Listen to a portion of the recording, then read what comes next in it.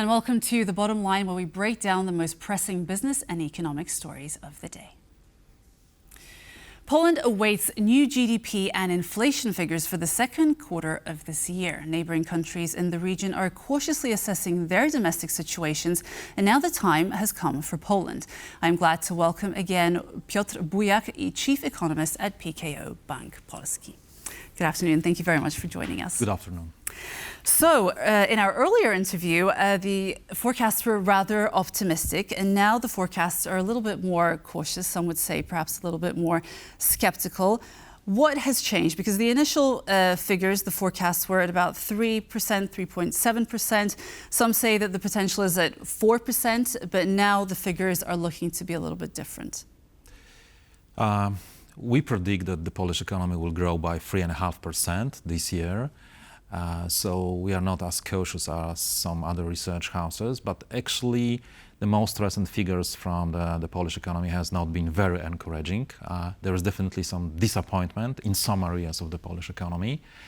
And we have still some divergence between changes in real and nominal terms. When in real terms, the economy is accelerating. We estimate the GDP growth in the second quarter was 2.8%. It's not bad. In nominal terms, the Polish economy is slowing down. So while consumers who live in the real world feel the recovery, they can buy more items, corporates are complaining about disappointing consumption demand in nominal terms because we have sharp disinflation, and there is negative pressure on profit margins, and financial situation of corporates deteriorating, investments are down. So we have some kind of dual economy. It is something extraordinary. It is the first time that we have such divergence of changes in real and nominal terms. And what is the reason for this, and why is this happening? We still have normalization after a few years of disruptions in the economy, and at the moment we are in the last phase of sharp disinflation, or we had the last phase of sharp disinflation in the first half of this year. And while this is positive for consumers, their real incomes are growing at record pace. They can save more and at the same time spend more in real terms. In nominal terms, due to sharp disinflation, there is slowdown in the economy. And if you ask any corporate what is going on, they will tell you we have slowdown. So it's very interesting, complex situation. And of the two that you described, which one would you say is more important, which is more binding, shall we say, for the months to come? We believe that the more important is what is happening in real terms, because disinflation is basically over. Within the next few quarters, we will have slightly rising inflation. So the negative pressure on revenue side of corporates will end. And we believe this will bring stronger labor demand, improvement in labor market conditions. Employment will start growing after quite a significant decline in the first half of this year. So situation in the labor market will improve. And thus, even despite some increase in inflation, real incomes of households will keep growing at a decent pace. So consumption demand will remain strong.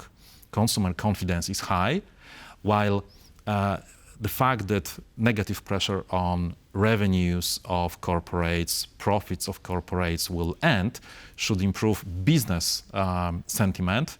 And we believe that in the second half of this year, we will see at least shy beginning of strengthening of investment activity. And beyond 2024, the situation should fully normalize, assuming no new shocks to the global or Polish economy, and the Polish economy should enter track of stable, decent growth of 3.5% to 4%.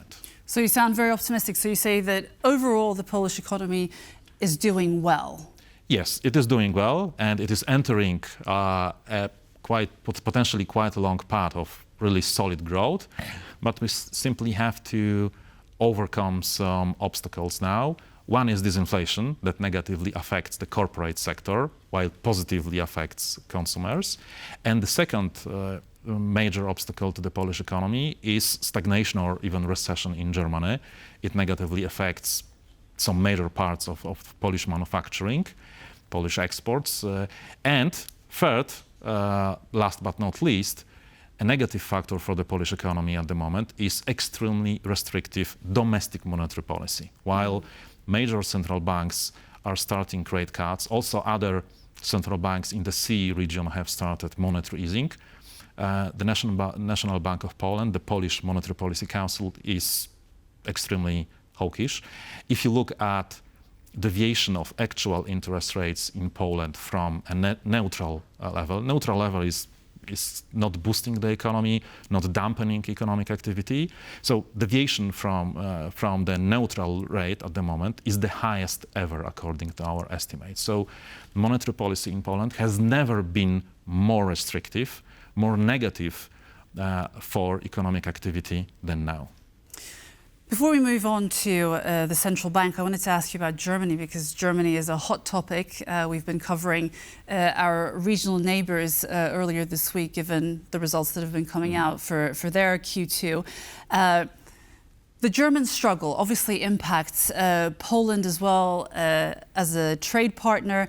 The contributions that it has for the Polish economy, should Poland start thinking about relying on Germany somewhat less? The export figures for Poland that have come out, I believe that they are 9% lower than month on month in comparison to 2023. What are the contributions export-wise? Because my understanding is that from an export perspective, GDP-wise, it hasn't been so great for the Polish economy. Should Poland start thinking about different markets? Yes, of course, it's a good idea, but it's not easy to do so. It's not easy to reduce. But keeping an eye on what is happening in Germany. Yeah. Then of course, the Polish corporates should definitely consider finding new markets, not only elsewhere in the EU, outside Germany, but also outside the EU. And actually, it's been happening over the last few years. The share of the Eurozone or the whole EU in Polish exports has been gradually decreasing over the past few years. But still, the major part of Polish exports goes to European markets, to the EU or the Eurozone alone. And Germany's share in Polish exports is still nearly 30%. So definitely we need more diversification of Polish exports.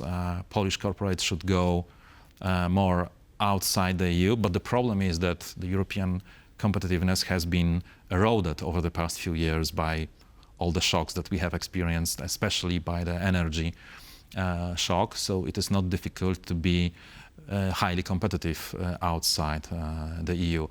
Luckily, Poland's exposure to the German market is smaller than for other smaller economies in the region or in Western Europe. For instance, to give you some numbers, relation of exports to GDP in Poland is half of that in smaller economies in the region like Czechia or Hungary. So definitely Poland is much less vulnerable to recession in Germany, all the structural challenges to the German economy than other smaller economies in the region. Ludwik Kotecki from the Polish Monetary Council said that, interestingly enough, today, in advance of tomorrow's results coming out, that interest rates in Poland should possibly be cut in Q1 next year if GDP growth is less than 3% by the end of this year. How deep should those cuts be, keeping in mind that at the moment they're at 5.75%? As I said earlier, according to our estimates, the current stance of monetary policy in Poland is extremely restrictive. So in our view, there is definitely room for some monetary easing, some interest rate reduction. But Poland also has inflation challenges related to energy transition, very tight labor market, the tightest in the EU. So we have to be cautious with monetary easing. So in our view, the Polish Central Bank should act in a similar way like the ECB, the European Central Bank. They have started rate cuts, but they are doing it in a very cautious way. They don't trim rates at every meeting, and they combine cautious interest rate reductions with hawkish rhetoric. They are stressing that monetary policy remains restrictive, that we have to anchor inflation expectations, and that the primary goal of monetary policy remains price stability. So in our view, this should be the way the Polish central bank should act. And in our view, maybe not now, when we are just ahead of transitory but still inflation increase by early 2025, but in early 2025, our Monetary Policy Council, Polish central bankers should definitely start considering at least some small fine-tuning, cautious rate cuts. Just as we wrap up, Polish Finance Minister Domański has been out and about in the media, probably preempting the results that are coming out tomorrow, talking about adapting fiscal policy. Do you think that there is a chance that these adaptations will perhaps allow the Polish economy to take a boost before the year is out? Well, it is hard to expect that fiscal policy in Poland could be more expansionary, boosting economic activity. One should rather expect that, given the excessive deficit procedure imposed on Poland by the European Commission, Poland's finance minister, the Polish government will have to make fiscal policy more restrictive going forward. But maybe this will create more room for loosening monetary policy. So overall policy mix should be more positive for growth beyond 2024. But he's very adamant that defense expenditure is a priority and that actually there'll be more expenditure for defense coming up in the coming year. But I wanted to ask you, how will this fit in with the excessive deficit procedure, which is also surely a priority? Yes, we believe that the European Commission will treat large military spending as a so-called relevant factor, and that this will make their requirements, Brussels requirements regarding the scale and pace of fiscal policy adjustment in Poland, somewhat less harsh for the Polish economy. But at the same time, the two should go hand in hand. We should probably address the issue of the procedure sooner rather than later. Yes, we believe that the fiscal deficit reduction in Poland will start in 2025. And the pace will be quite gradual. We expect 0.5% of GDP reduction of fiscal deficit every year starting from 2025. Okay, well, let's see what the results bring in tomorrow, and I'm sure we'll have you back in the studio. Thank you very much for joining us. And that was Piotr Bujak, Chief Economist at PKO Bank Polski. And make sure that you stay with us and join us again tomorrow at 5 p.m. on TVP World. For more business stories, check us out on X and on tvpworld.com. But don't go away, we have World Talks coming up with Don Arleth about Mahmoud Abbas's visit to Moscow. Goodbye.